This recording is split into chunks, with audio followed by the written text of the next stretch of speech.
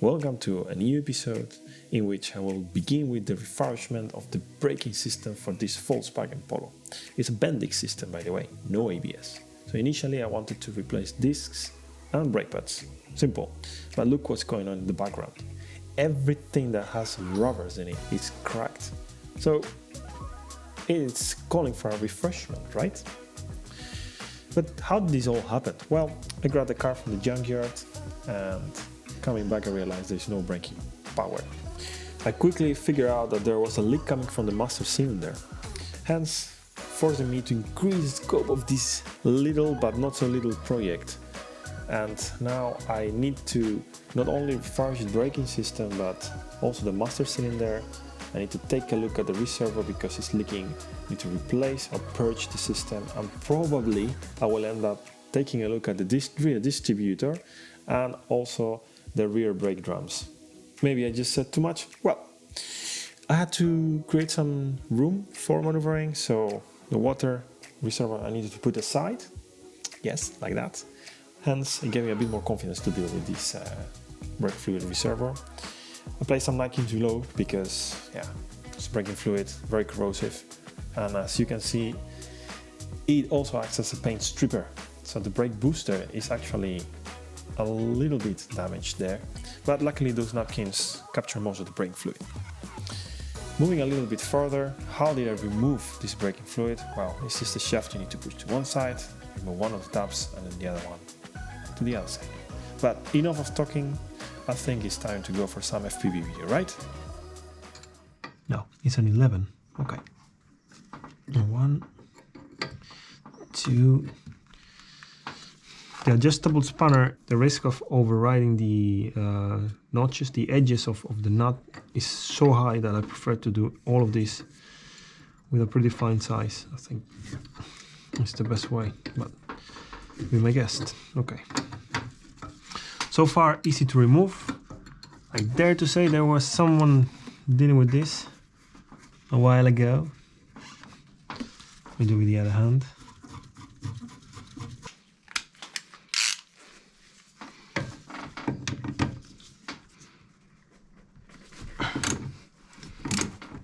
Do you trust yourself? And I'm like, yes. Actually, just... yeah, that happens quite often actually in my garage, always. Let me see if I'm gonna get here a shower or no. Up, up, up, up.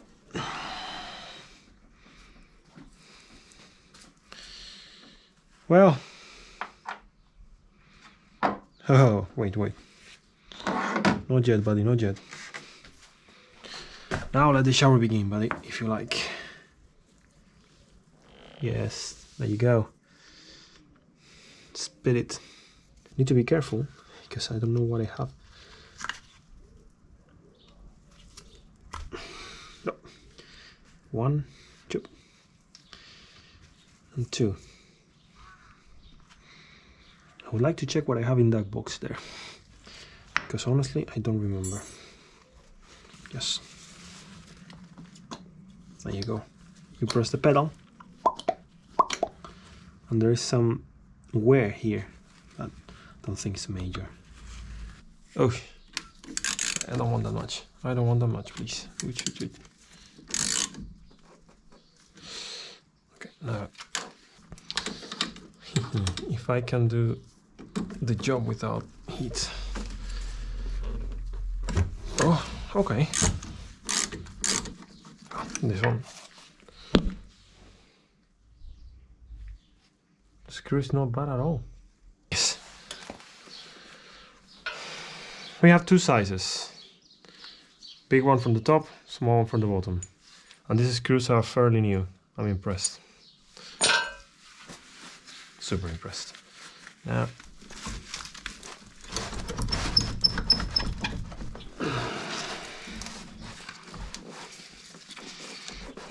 aha, so you need to press a little bit.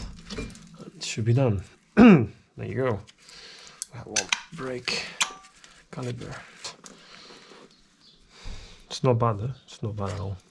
You have a good thickness. It's very uneven. It's completely uneven. Wow. You can see here in this side. Yeah.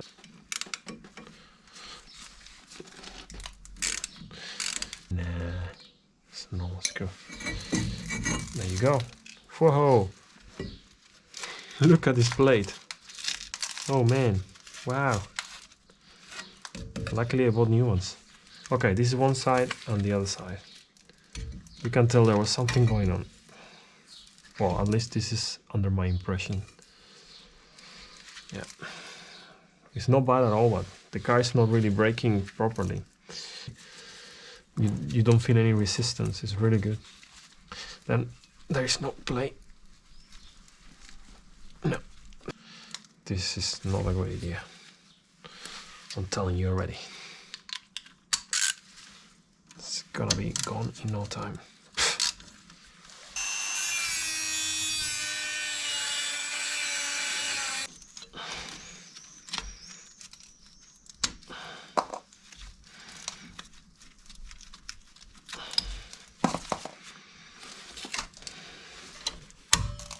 I told you.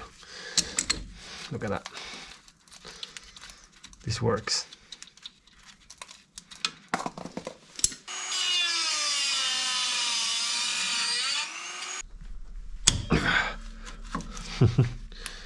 This is the best method ever. This one, it looks that it's not going to be as fun as the rest. Yes. Yes. You go home. Hit it gently from the side. As you can see, this one is already loosened. Okay, I'm gonna just leave it in place. 17. This is a 19. Yeah. Yeah.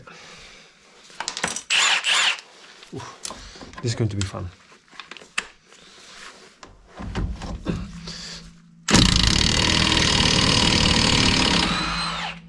There you go.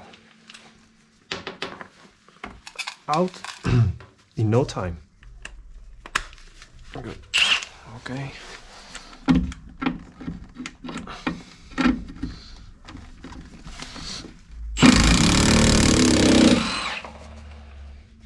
Whoa!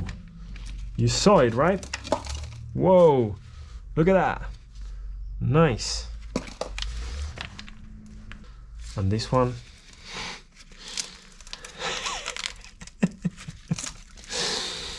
Okay, this is my rubber dumper.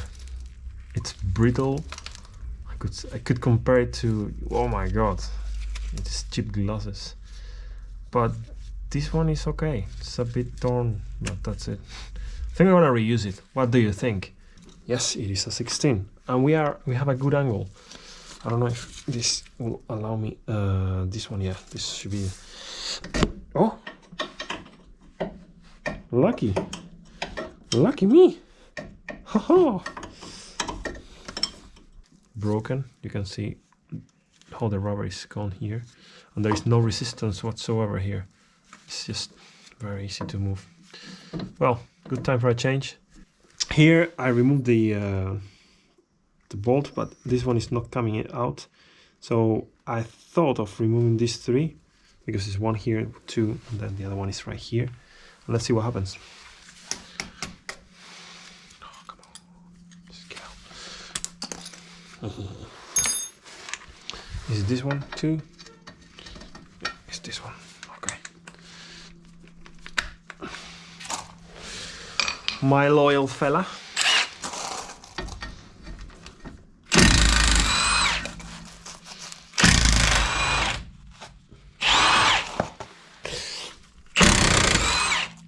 Aha, came out. Always appreciated. So this is the bracket that goes on top. Of course, this one was not coming because, Jesus, how am I going to place this one later? Oh, the suspension arm is gonna come out. Silly me. The car jack, the scissor jack from the car is just perfect. It has like a groove, and you can just keep the wheel bearing in place, and the suspension a little bit compressed, so I can play a little bit with the suspension arm. I don't know how this is going to come out. I don't know if you see what the issue is, because I have part of the rubber mount inside the arm, which makes sense. My idea is just to remove from here and here now that it's not loaded, and see what happens. One is out, and I messed up because this one is not the one. Oh gosh, it's not a 17, it's a 16. Hey. Yes, it's a 16. Now the one below, this one is the one we need to torque later when the car is on the ground. This one should be just fine, because this one will be under load. So if you torque it right now, whenever you press the car on top, it will be preloaded. Now if you torque it once the car is on the ground, you will just clamp it in a normal situation. This one, however, is the other way around. It shouldn't be an issue. I think I will torque both of them until you are down, and that's it. What can happen here? Everything will fall roughly. Yes.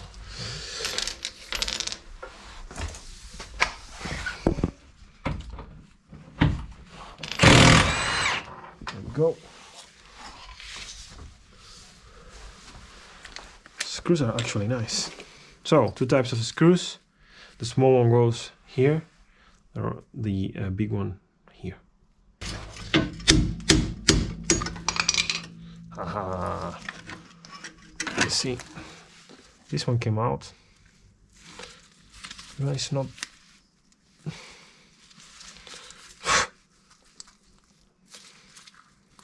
think it's not even. Well, anyway, bad.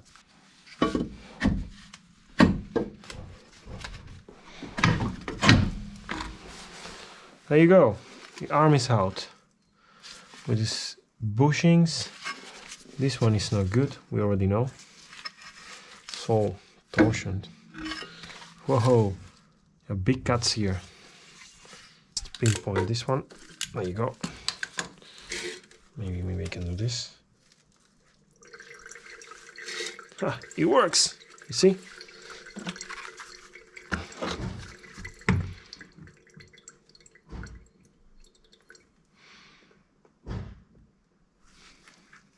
You want some pie too? Huh? Well, I thought it would be worse, honestly. I think I will refurbish this and put it here.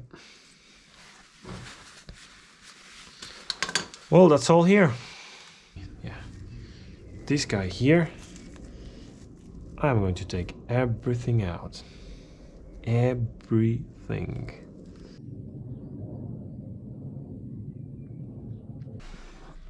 Let's fully disassemble one of these braking calipers. The only tool you need is a slightly bent, not working barbecue skewer. Let's remove these two rubber caps where the screw goes in order to clamp it to the brake disc. These, they have usually there are two cylinders inside. I don't know, they are not here right now.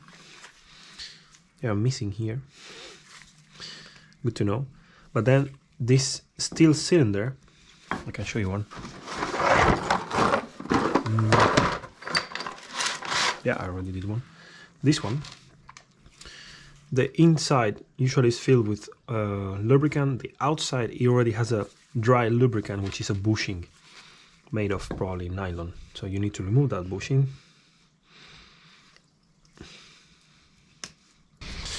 I had to take my other skewer. Let's see if we can fit it.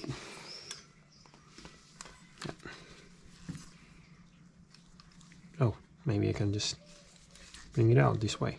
Whoa. There you go. This is the bushing, and it goes around it. Therefore, no lubrication is needed. It's dry lubrication. That's what I guess. Now, we just need to push this one out with the help of our little tool. Then you just need to be strong and push it out. I guess you can do it this way, but I found out that this way is the best one. That's it, one out. And this one, it was broken. Yeah, here, you see? It's right there. Okay, one is out. Out. Okay. Last bit, the piston. I'm not feeling like being hit by a piston right now. You can see a little bit. There you go, just a little bit. And of course, nothing happened. I think the pistons are in very good condition in general. Wow, what a shake. Then we have a rubber seal, and inside we have an O-ring too. This one we can just remove this way. Wow, this one is very stuck here. Cleaning this interface is gonna be a pain in the ass. And the last bit, you can try to not to pinch it. It's just this O-ring. Careful with the seat. That's it. That's all. What am I going to keep from here? Well, this bushing just in case, this rubber and this goes.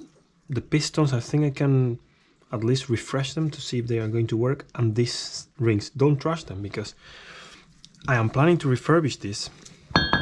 And by the way, the inside, it's in mint condition. It's amazing how things were done before. Built to last. When you want to paint this, when you are planning to paint this, all the interfaces, this and this, for example, you should cover them. So my plan is to use the old screws. So I just paint on top and then I remove it and I still have the same interfaces. And same happens here for the piston cap. I will place probably, I don't know if I will place even this piston this way here. So whatever I paint, it will remain outside, not inside, where the mineral oil or the braking liquid should remain. So bear that in mind. Now I would like to continue by draining as much braking liquid as I can. It looks like I even got lucky, look at that. Super easy to open. A little bit.